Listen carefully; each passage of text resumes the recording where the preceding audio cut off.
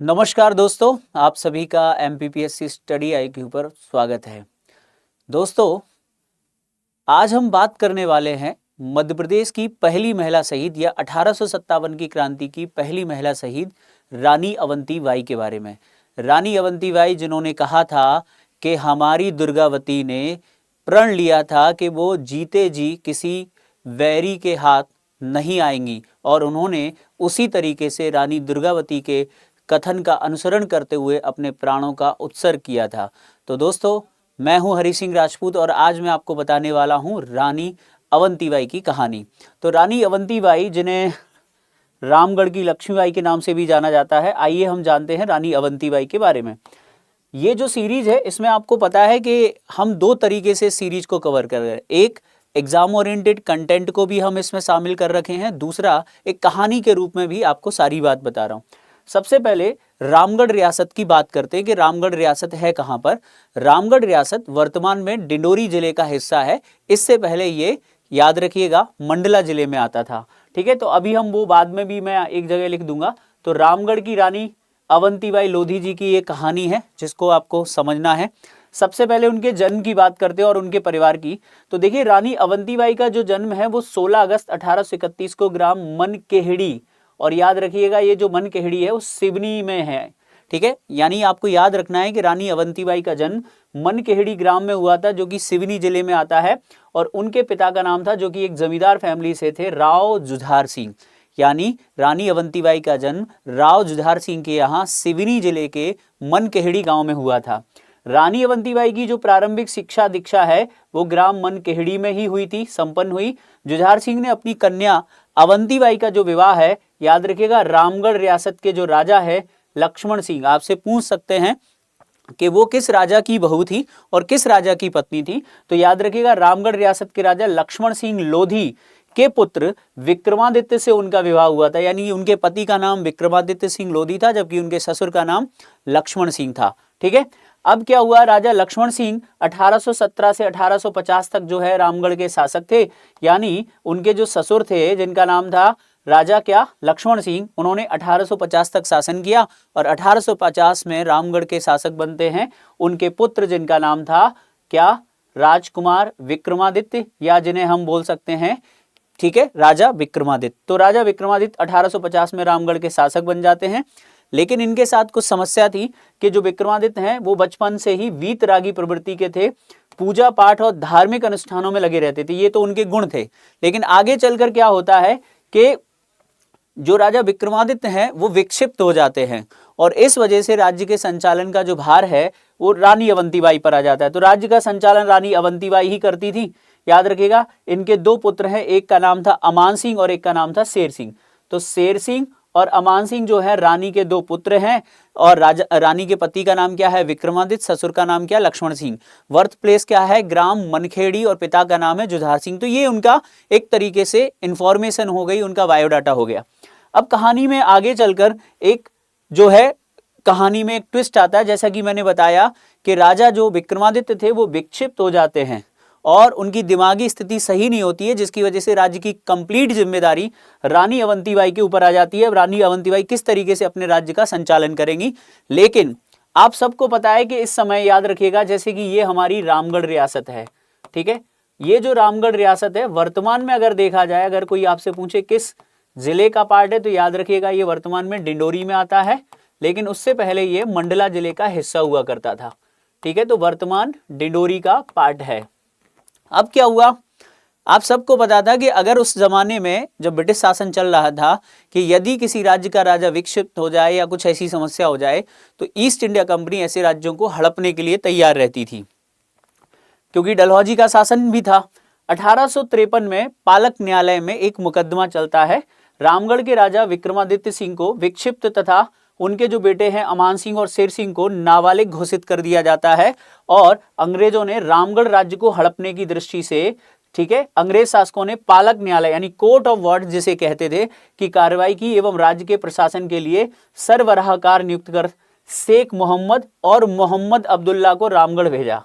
कुल मिलाकर बात इतनी सी है कि जो पालक न्यायालय था उसने राजा को विक्षिप्त घोषित कर दिया और उनके जो पुत्र थे शेर सिंह और अमान सिंह उनको नाबालिग घोषित कर दिया और ये कहा कि इस राज्य पर अब अंग्रेजों का नियंत्रण होगा। ठीक है, और अंग्रेजों ने 2 मुस्लिम अधिकारियों को उस राज्य में भेजा, एक शेख मोहम्मद और एक का नाम था मोहम्मद अब्दुल्ला। ये कहानी आपको बहुत अच्छे से समझ में आ रही होगी, जिससे रामगढ़ रियासत कोर्ट ऑफ वार्ड्स के कब्जे में चली गई। कुल मिलाकर अब जो है रामगढ़ रियासत स्वतंत्र नहीं बची और रामगढ़ रियासत जो है ब्रिटिश अधीन में यानी अंग्रेजों के संरक्षण में चली गई। अब आगे की कहानी क्या है वो सुनिए। अंग्रेज शासकों की इस हड़प नीति का परिणाम भी रानी अवंतीबाई जानती थी, फिर भी दोनों सरबराहकारों को उन्होंने रामगढ़ से निकाल दिया। यानी इसके बावजूद ये जानती थी रानी के क्या हो सकता है, उसके बावजूद रानी ने उन दोनों को निकाल दिया। 1855 में अचानक राजा विक्रमादित्य सिंह एक दुर्घटना में उनकी मृत्यु हो गई। अब नाबालिग पुत्रों की संरक्षिका के रूप में राज्य शक्ति रानी के हाथों में आ गई और रानी ने राज्य के कृषकों को अंग्रेजों के निर्देशों को ना मानने का आदेश दिया और इस सुधार कार्य से रानी की जो है लोकप्रियता बढ़ गई। यानी रानी ने राज्य को संभाल लिया और किसानों से ये कहा कि वो अंग्रेजों को टैक्स ना दें। अब इस कहानी में आगे क्या ट्विस्ट है वो देखिए। इस कहानी में आता है इसी समय 1857 का वो विद्रोह। 1857 के विद्रोह में किस प्रकार घटनाक्रम बढ़ते हैं हमको पता है। अचानक ये विद्रोह जो है एक चिंगारी की वजह से, जिन्हें चर्बी वाले कारतूस कहते हैं, चिंगारी की तरह इसमें विस्फोट हो गया और ये पूरे भारत में फैल गया था। 1857 में हमने जब राजा शंकर शाह के बारे में पढ़ा था तो उस समय भी एक छोटे से पैराग्राफ में रानी अवंतीबाई का जिक्र किया था। अब हम इस कहानी को दोबारा देखते हैं। 1857 का जो विद्रोह है वो संपूर्ण भारतवर्ष में फैल गया। इस समय एक क्षेत्रीय सम्मेलन होता है 1857 में मई में, और इस क्षेत्रीय सम्मेलन का मतलब है कि रामगढ़ और उसके आसपास के जितने भी जमींदार, जागीरदार, तालुकेदार, राजा, वो सभी सम्मेलन में भाग ले रहे थे। 1857 ईस्वी में सागर एवं नर्मदा परिक्षेत्र के निर्माण के साथ अंग्रेजों की शक्ति में वृद्धि हो गई, जिसे हम नर्मदा सागर टेरिटरीज कहते थे। अब अंग्रेजों को रोक पाना किसी एक राजा या तालुकेदार के बस में नहीं रहा। रानी ने राज्य के आसपास के राजाओं, परगनादारों, जमींदारों और बड़े मालगुजारों को क्या किया, एक विशाल सम्मेलन में रामगढ़ में आयोजित किया। यानी ये सम्मेलन कहाँ हुआ, रामगढ़ में, लेकिन इसकी अध्यक्षता करते हैं कौन, याद रखिएगा, राजा शंकर शाह गोण, जो कि कहाँ रहते थे, जबलपुर के पुरबा में। ये रानी दुर्गावती के वंशज है, जिनके बारे में जब हमने लेक्चर को देखा था रामगढ़ के जो जब हमने राजा शंकर शाह एवं रघुनाथ शाह को पढ़ा था तो उसमें हमने समझा था कि उन्होंने इस सम्मेलन की अध्यक्षता की थी। इस गुप्त सम्मेलन के बारे में जबलपुर के जो कमिश्नर हैं मेजर आर्स्काइन बोलते थे, और मंडला के डिप्टी कमिश्नर वार्डिंगटन को भी पता नहीं चला। यानी अंग्रेजों को इस सम्मेलन के बारे में पता नहीं लगा और एक मीटिंग बुलाई गई। इस मीटिंग में यह तय हुआ कि हम सभी लोग अपने अपने क्षेत्रों में अंग्रेजों के विरुद्ध विद्रोह करेंगे और अंग्रेजी शासन को उखाड़ फेंकेंगे। अब कहानी में हम आगे बढ़ते हैं। इस गुप्त सम्मेलन की एक खास बात है जो हमने राजा शंकर शाह में भी जिक्र किया था कि इस सम्मेलन में लिए गए निर्णय के अनुसार प्रचार का दायित्व तो रानी पर दिया गया। यानी रानी अवंतीबाई को इसकी जिम्मेदारी दी गई कि वो सभी लोगों को एकजुट करें और इसका प्रचार करें। रानी अवंतीबाई ने एक पत्र, याद रखिएगा, और 2 काली चूड़ियां। क्वेश्चन पूछा जा सकता है कि रामगढ़ रियासत में, या पूछा जा सकता है कि जबलपुर में मैसेज किस तरीके से ट्रांसफर होता था। तो एक पत्र और 2 काली चूड़ियों की एक पुड़िया बनाकर प्रसाद के रूप में वितरित करना था। यानी एक पत्र देना था और एक प्रसाद की पुड़िया और साथ में 2 चूड़ियां देनी थी। अगर पत्र में लिखा गया था अंग्रेजों से संघर्ष के लिए तैयार रहो या चूड़ियां पहनकर घर में बैठो, पत्र सौहार्द और एकजुटता का प्रतीक था, तो चूड़ियां पुरुषार्थ जागृत करने का सशक्त माध्यम बनी। पुड़िया लेने का अर्थ था कि अंग्रेजों के विरुद्ध क्रांति में अपना समर्थन देना। समझ में आया कि नहीं आया? पुड़िया लेना मतलब आप क्रांति में अंग्रेजों का साथ नहीं देंगे, इन आंदोलनकारियों का साथ देंगे, अदरवाइज आप चूड़ियां ले लो, घर बैठो। ठीक है, तो ये कहानी हो गई। अब रानी अवंतीबाई ने डिसाइड कर लिया कि वो अपने राज्य को, जिस पर अंग्रेजों ने अपना अधिकार कर लिया, उस राज्य को वो वापस ले लेंगी। और इस समय एक युद्ध होता है जिसे बोलते हैं खैरी युद्ध।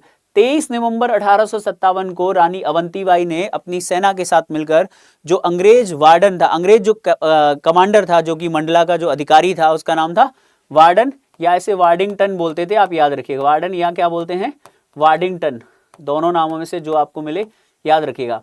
तो ये अंग्रेज अधिकारी है जिससे रानी का युद्ध होता है। तो मंडला नगर को छोड़कर, याद रखिएगा, पूरा जो जिला है वो स्वतंत्र हो चुका था। अवंतीबाई ने मंडला विजय के लिए सिपाहियों सहित प्रस्थान किया और खैरी नामक स्थान पर अंग्रेजी सेना को पराजित कर पूरे मंडला जिले पर अधिकार कर लिया। ठीक है, इसमें यही लिखा है कि रानी के सिपाहियों ने क्या किया, खैरी के पास अंग्रेज सिपाहियों के साथ अब रानी अवंतीबाई का युद्ध हुआ। वार्डिंगटन पूरी शक्ति लगाने के बाद भी कुछ ना कर सका और मंडला छोड़ सिवनी की ओर भाग गया और इस प्रकार पूरा मंडला जिला और रामगढ़ राज्य स्वतंत्र हो गया। इस विजय के उपरांत आंदोलनकारियों की शक्ति में कमी जरूर आई, परंतु उल्लास में कमी नहीं आई और रानी रामगढ़ वापस हो गई। अब हम लास्ट उस पर चलेंगे, यानी रानी ने विद्रोह में भाग ले लिया, रानी ने पूरे रामगढ़ पर अधिकार कर लिया। अब अंग्रेजों की बारी है। अंग्रेज बदले की तलाश में है। वार्डिंगटन रानी से बदला लेना चाहता है और वो रानी को हराना चाहता है। इसलिए याद रखिएगा, रानी से अपनी हार का बदला लेने के लिए अंग्रेज जो है बौखलाए हुए थे। उन्होंने अपनी हार का बदला लेना चाहा। अंग्रेज लगातार अपनी शक्ति सहेजते रहे। अंग्रेजों ने 15 जनवरी 1858 को घुघरी, जो कि इसी में पास में है, को घेर लिया घुघरी को, और मार्च 1858 के दूसरे सप्ताह में रीवा नरेश, याद रखिएगा, हमें तो अपनों ने लूटा गैरों में कहां दम था। यानी अगर पूछा जाए कि रामगढ़ रियासत के विरुद्ध या रानी अवंतीबाई के विरुद्ध किस राजा ने अंग्रेजों की सहायता की, वो है रीवा नरेश। याद रखिएगा, रीवा नरेश ने उनकी सहायता की। ठीक है। और वीरांगना रानी अवंतीबाई की सेना, जो अंग्रेजों की सेना की तुलना में बहुत छोटी थी, फिर भी साहसपूर्वक अंग्रेजों का सामना किया। रानी ने परिस्थितियों को भांपते हुए अपने किले से निकलकर डिंडोरी के पास देवहारगढ़ के जंगल है, यहां पहाड़ियों पर अपना शिविर बना लिया। अब आते हैं रानी के बलिदान दिवस की ओर। ठीक है, तो रानी का बलिदान किस प्रकार होता है, आइए समझिए। अब हमको ये समझना है कि रानी एक जगह पर छिपी हुई है और इस जगह का नाम है देवहारगढ़। सबसे इंपॉर्टेंट बात है देवहारगढ़, और ये अंतिम युद्ध होने वाला है, देवहारगढ़ का युद्ध 1858 में। और आप याद रखिएगा, डेट भी 20 मार्च याद रख सकते हैं। डिंडोरी में पड़ता है ये। यहाँ पर रानी जो है छुपी हुई हैं और अब जो है अंग्रेज सेना उनको ढूंढ रही है। तो अब क्या होगा, अंग्रेज सेना जब उनको ढूंढते हुए देवहारगढ़ के पास पहुंची तो पहले तो दोनों सेनाओं के मध्य संघर्ष होता है, और जब रानी को लगा कि वो हार जाएंगी तो रानी ने क्या कहा, आइए मैं आपको बताता हूं। रानी अवंतीबाई ने अपने आप को अंग्रेजों से घिरता देख रानी वीरांगना जो दुर्गावती हैं, याद रखिएगा, वीरांगना रानी दुर्गावती का अनुकरण करते हुए अपनी तलवार निकाली और कहा, उन्होंने अपनी तलवार निकाल ली और क्या कहा, ध्यान से सुनिएगा। उन्होंने कहा, हमारी दुर्गावती ने जीते जी वैरी के हाथ अंग ना छुए जाने का प्रण लिया था। यानी जीते जी उनके दुश्मन उनको हाथ ना लगा पाए और इसे ना भूलना, ऐसा कहते हुए उन्होंने अपने सीने में अपनी तलवार मार ली और देश के लिए अपना सर्वोच्च बलिदान दे गई। वीरांगना रानी अवंतीबाई ने, याद रखिएगा, जब रानी अवंतीबाई जब मृत्यु शैया पर थी तब उन्होंने अंग्रेजों को अपना बयान दिया और कहा कि ग्रामीण क्षेत्र के लोगों को मैंने ही विद्रोह के लिए भड़काया था, उकसाया था, प्रजा बिल्कुल निर्दोष है। और इस प्रकार रानी ने हजारों लोगों को अंग्रेजों द्वारा किए जाने वाले अत्याचार से और उनकी यातनाओं से बचा लिया, क्योंकि अगर रानी अवंतीबाई ये सेंटेंस नहीं देते तो अंग्रेज प्रजा पर भी अत्याचार करते। और 20 मार्च 1858 को रानी अवंतीबाई जो हैं शहीद हो जाती हैं। इसीलिए याद रखिएगा, रानी अवंतीबाई लोधी जो हैं वो 1857 की जो क्रांति है, 1857 की क्रांति की प्रथम महिला शहीद हैं। 1857 की क्रांति की प्रथम महिला शहीद किसे माना जाता है, रानी अवंतीबाई को माना जाता है। याद रखना, क्योंकि रानी लक्ष्मीबाई इसके बाद शहीद होती हैं जून में। पहले मार्च में रानी अवंतीबाई शहीद होती हैं और जून में कौन शहीद होता है, रानी लक्ष्मीबाई।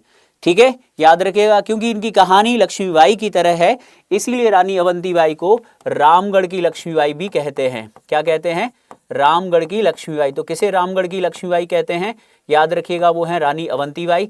रानी अवंतीबाई के माता पिता कौन थे, उनके पति का नाम क्या था, उनके बच्चों का नाम क्या था, किस रियासत की रानी थी वो, और किससे उनका युद्ध हुआ है, वार्डिंगटन। याद रखिएगा, वार्डन भी याद रख सकते हैं या वार्डिंगटन आप याद रख सकते हैं।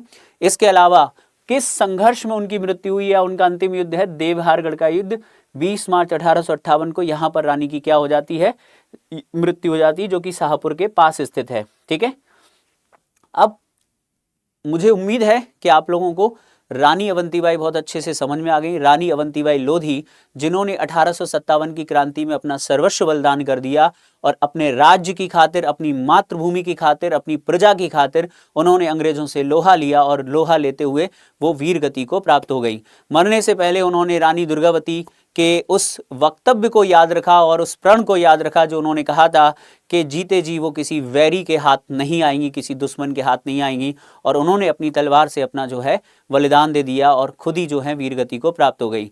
रानी अवंतीबाई याद रखिएगा, मध्य प्रदेश की पहली महिला शहीद हैं जिनका 1857 की क्रांति में अपना योगदान है। अब आप रानी अवंतीबाई पर आसानी से जो है कुछ भी लिख सकते हैं, चाहे प्रीलिम्स हो या मेंस हो। इसमें आपको सारी चीज़ें मैंने बता दी, कारण भी बता दिया, राजा शंकर शाह से उनका जो संबंध था वो उस सम्मेलन में था, जो पूर्वा के राजा थे। ये सारी चीज़ें हम लोग इस पार्ट में डिस्कस कर चुके हैं। मुझे उम्मीद है कि आपको रानी अवंतीबाई के बारे में दी गई ये जानकारी काफ़ी अच्छी लगी होगी। तो रानी अवंतीबाई जो हैं रामगढ़ की लक्ष्मीबाई, याद रखिएगा, जिन्होंने रामगढ़ का मान बढ़ाया। रामगढ़ वर्तमान में डिंडोरी जिले में स्थित है। तो हमें गर्व करना चाहिए कि हमारे देश में ऐसी वीरांगनाएं हुई हैं, रानी अवंतीबाई, रानी दुर्गावती, रानी लक्ष्मीबाई, और न जाने कैसी और न जाने और कितनी जो महिलाएं हैं जिन्होंने इस तरीके से अपने सर्वस्व अपना बलिदान दिया है। मुझे उम्मीद है आपको ये लेक्चर पसंद आएगा। जय हिंद, थैंक यू।